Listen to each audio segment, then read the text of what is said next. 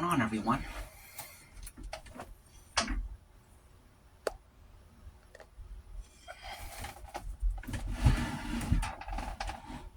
Welcome to August 27th, 2026. Welcome to Thursday. Welcome to 757 History. We're going to munch up a little bit.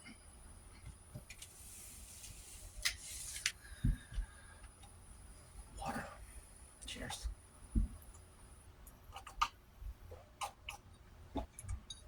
I believe there's breakdancing later today. Looking forward to it. We got a plate of rice and canned corned beef fried with onions and tomatoes. Also threw some cayenne peppers up there. Looks great.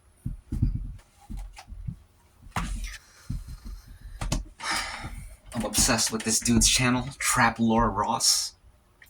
He's out there at the courthouse every single day for Lil Durk's murder for hire trial. And it's entertaining, dude. His reports are very entertaining because this dude is straight from the UK. He's got the thick British accent. And he reports on these American rappers and stuff. It's very random, but he's put in the work, and that's why he's at the center of it.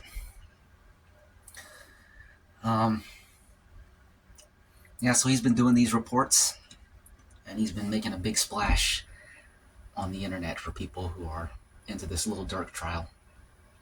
And he's made a lot of enemies. People from the Free Lil Durk camp. They don't like him. They've been pressuring him outside the courthouse, trying to intimidate him, surrounding him, heckling him, even putting hands on him. And it's funny, man. It's funny. It's entertaining because there's reports they got that there's an element of risk, an element of potential danger there, because he has the Free Durk supporters out there, like standing feet away from him, staring him down, yelling in the back of his videos, cussing him out, and he's just out there reporting. It's crazy. It's interesting and it's funny.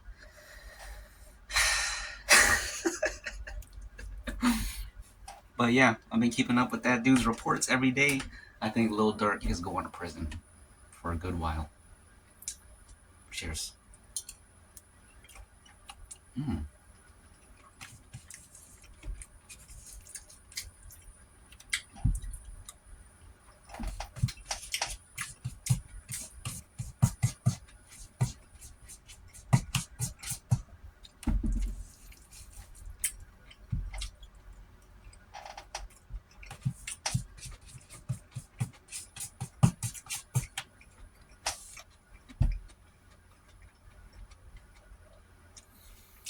So the lore behind all these rappers and things is very interesting because it's all it all intertwines and connects because they all know each other.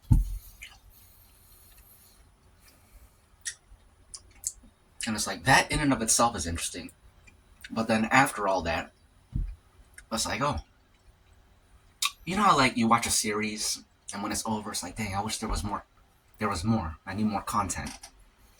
So you look up other things, and you look, and you know, there's all these like spin-off things. So you end up watching those. It's kind of like that too, because there's all this lore, the drama about what happened, but then on top of that, it's like, okay, now I need to go back and actually listen to these people's music, because I'm just interested in the story. Now I want to hear like, what do these people's music sound like? So every now and then I do that. Anyway, this case. So Lil Durk allegedly hired a hit squad to get revenge for the death of King Von. King Von died because he walked up to this dude outside of the club, another rapper that he was beefing with. He sucker punched him. They ended up tussling. And then the dude who he punched, his friend was with him. He just pulled out his gun and shot King Von. King Von died. And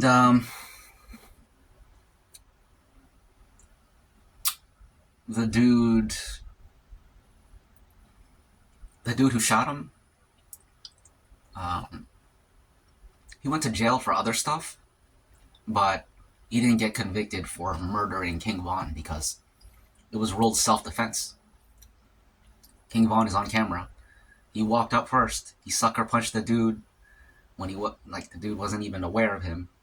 He got hit.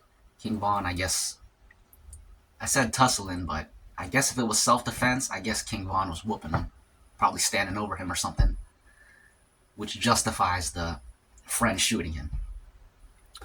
So,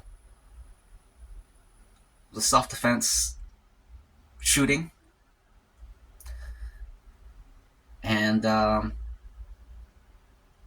Lil Durk hired people to kill that dude who shot King Von, even though it was self-defense, and they ended up killing that dude, I think.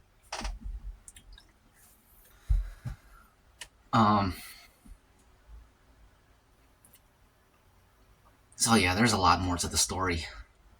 It was real sloppy. I feel like I said all this before. They got him on credit cards. They booked the hit squad was on Lil Durk's credit card when they booked the flights to fly to LA. They got him on camera. They got him in group chats. They got him talking, self-snitching in tweets,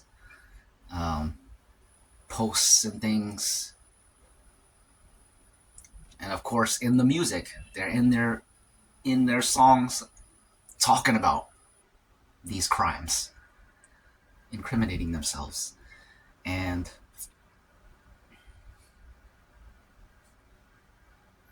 then people from the hit squad, the feds flipped them, so now they're testifying against Lil Durk. So Lil Durk is going to prison, in my opinion. We'll see what happens. The trial ain't over yet. There's still a lot more to go.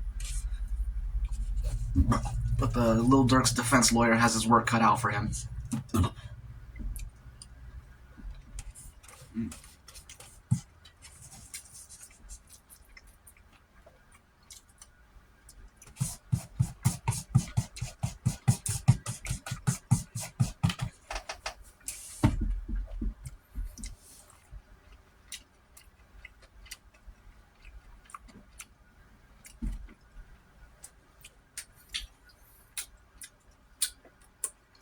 But yeah, the dude that testified against Durk from the hit squad, his name is Jam.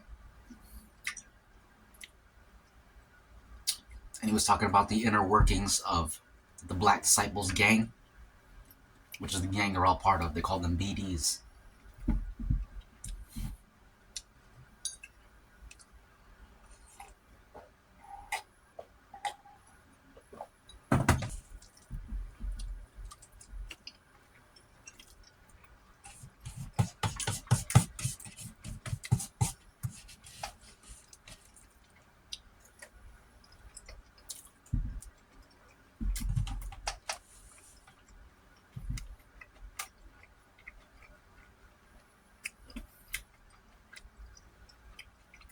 But yeah, this dude that's testifying, Jam,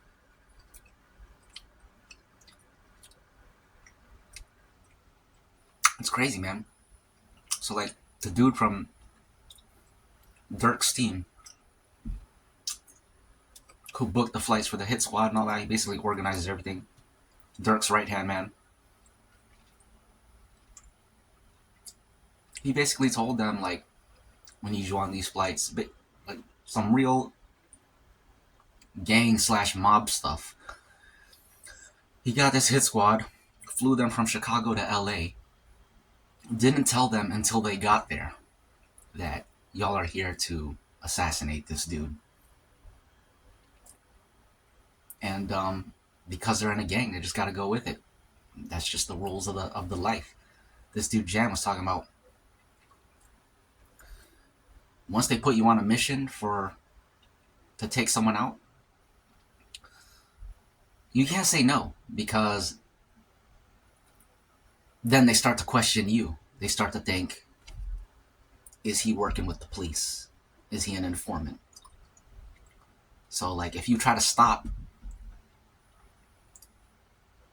someone else from getting taken out, there's a chance that you're making yourself a target. They're gonna take you out next. So it's like, dang, once you're in that life, you can't really get out of it.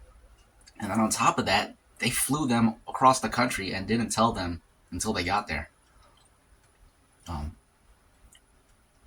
All these dudes are still murderers. I don't think they're not innocent, but just explaining the dynamics of it all.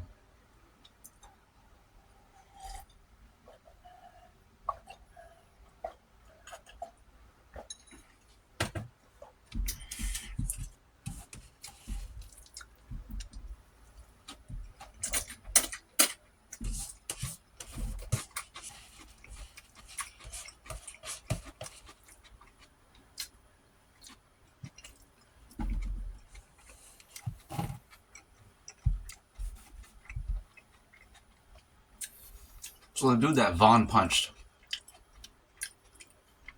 he's a Georgia artist. I think he's from Atlanta or Savannah. An artist from Georgia. His name is Quando Rondo. And apparently the BDs, they tried to assassinate him twice. Because of how Vaughn died. And they failed twice. But this dude, Quando Rondo, I was like, man, this dude's at the center of it all. Let me look up some of his music. So I looked up this song that he did, which was apparently the kind of like a diss, but he said it wasn't a diss. It was him just saying, this is me telling my piece, and then I'm done with it. But he talked about the shooting and how they tried to kill him.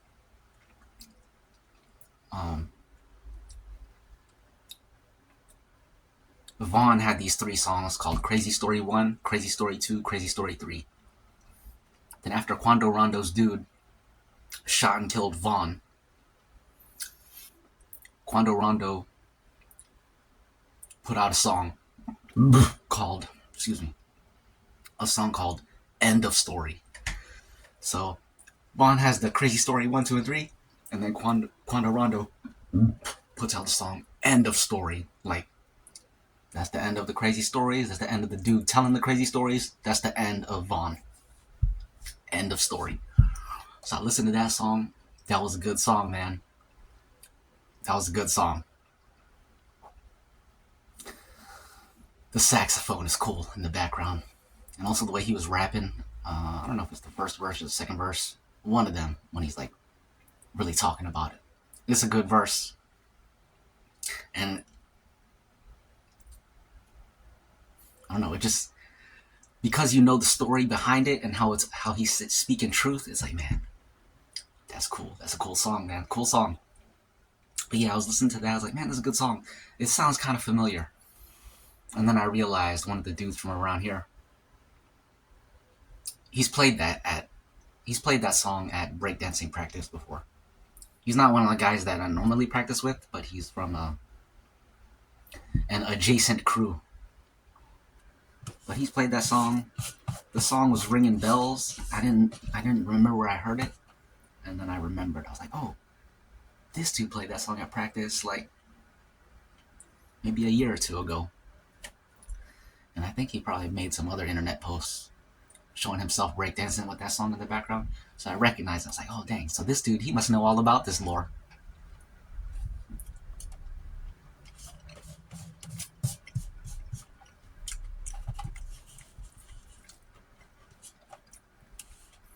I remember when I first heard him playing that music, I was like,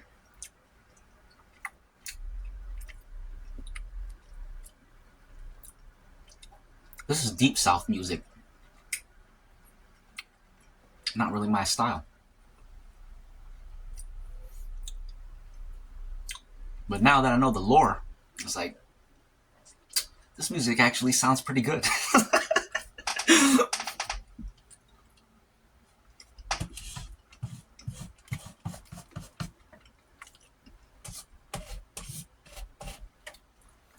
Well, yeah. when it comes to hip hop, I always identified more with like an East Coast sound. New York, Philly. I like that kind of style. Deep South is a different style. I always thought like it sounds good, but it's like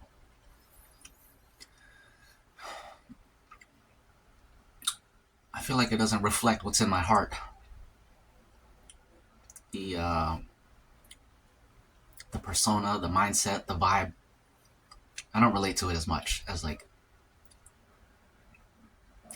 that East Coast, New York / Philly sound, or anything else that kind of sounds like that.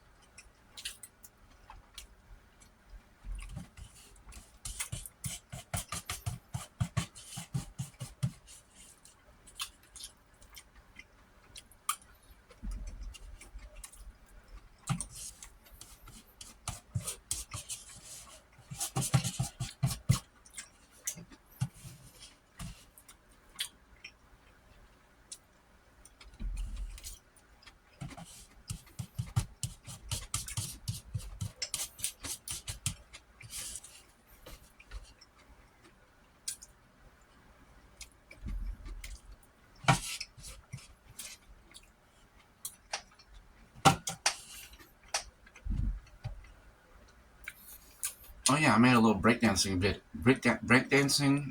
edit yesterday.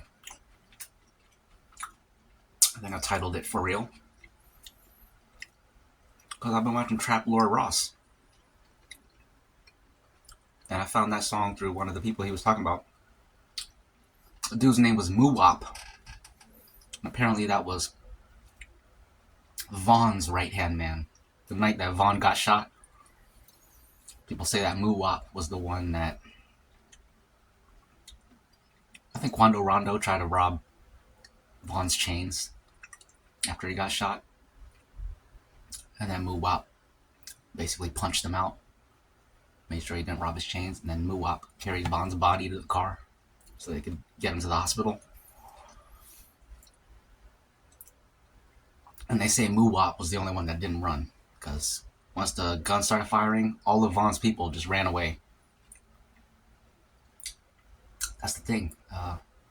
I forget who was. Well, a lot of people said it on the internet. Like Vaughn, because he's a king in Chicago, he just felt like a tough guy everywhere. And other places have other gangs, and they don't recognize you as a tough guy. You're a tough guy in your neighborhood, but if you come out here acting like a tough guy, they don't recognize it. And that's why Vaughn got shot. He was in an area that he's from the outside. He's an outsider. He walks up, punches someone who's connected, affiliated with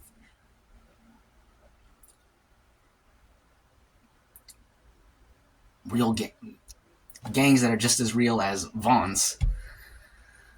So, of course he got shot. He did it to himself. Excuse me.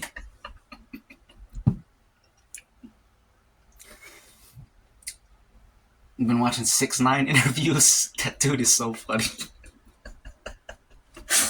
That's one of the things that he says. He's like, he did it to himself.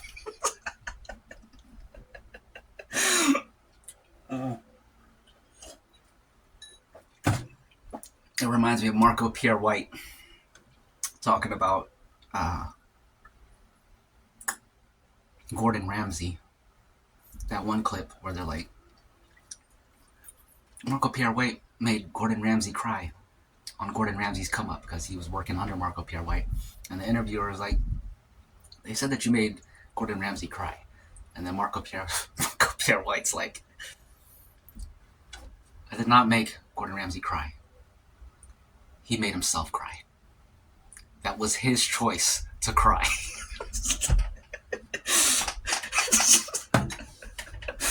That's so funny.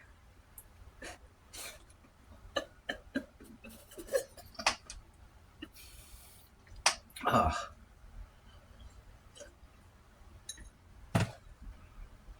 But yeah.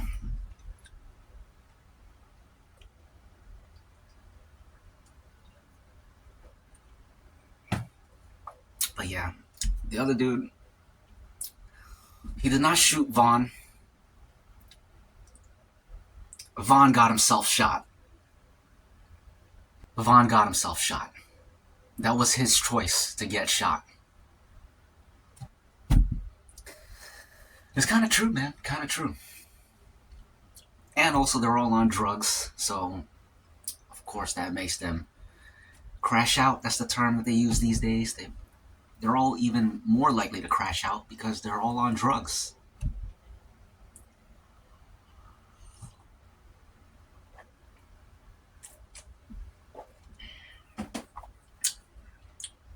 Anyways, I feel like I was going to say something else.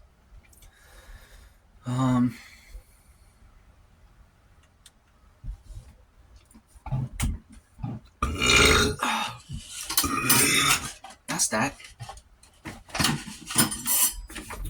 Is there anything interesting in the news today? Let's find out. Open up a new tab, a Google, headlines. Switch to AI mode tab. Excuse me.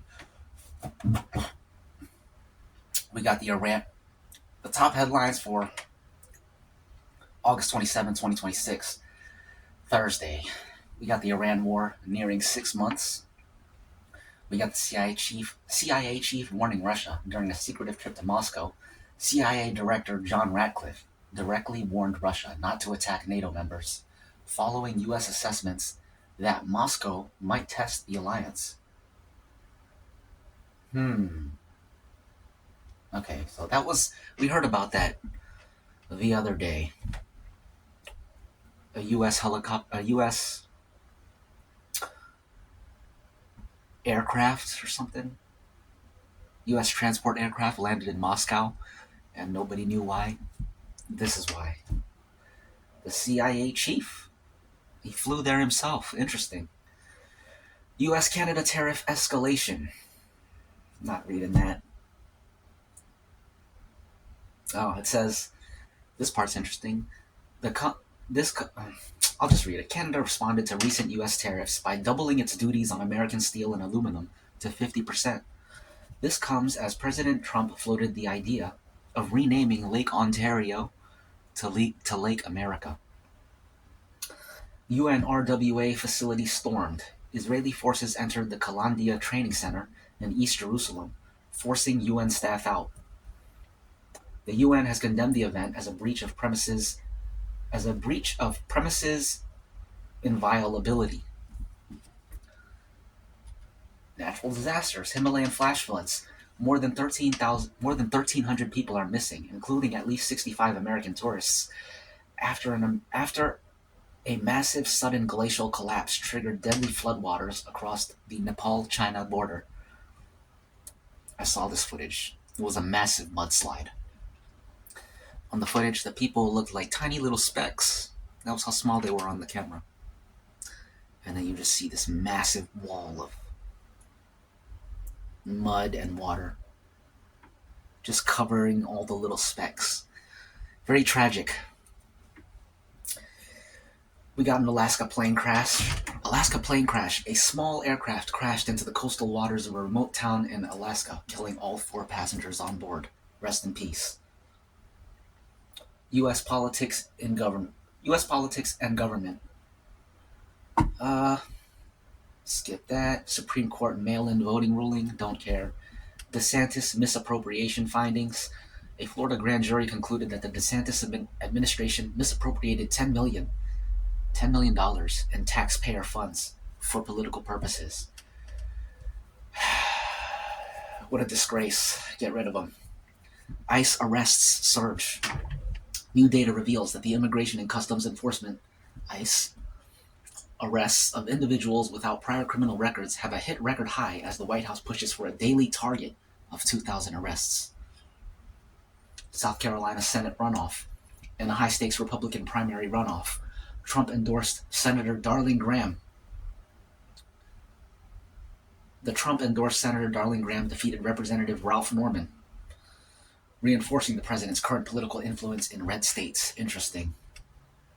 Culture and business. Yayoi Kusama dies. Never heard of him. The iconic Japanese contemporary artist, globally renowned for her, it's a woman, for her immersive infinity mirror rooms and polka dot motifs, has passed away at the age of 97. Rest in peace. Secret Service investigation. Multiple Secret Service agents have been placed on leave as officials investigate potential internal misconduct. Interesting. I'm not surprised. There's a lot of misconduct in government in general. And that's the headlines for today.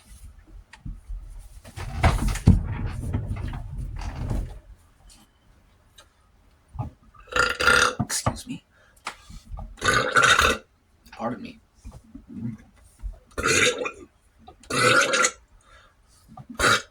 Excuse me. Okay. Week's almost over already. It's Thursday. So have a great Thursday, y'all. Finish off the week strong. Cheers.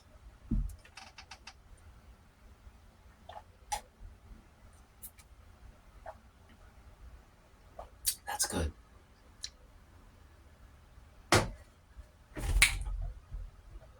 See ya. Reptile.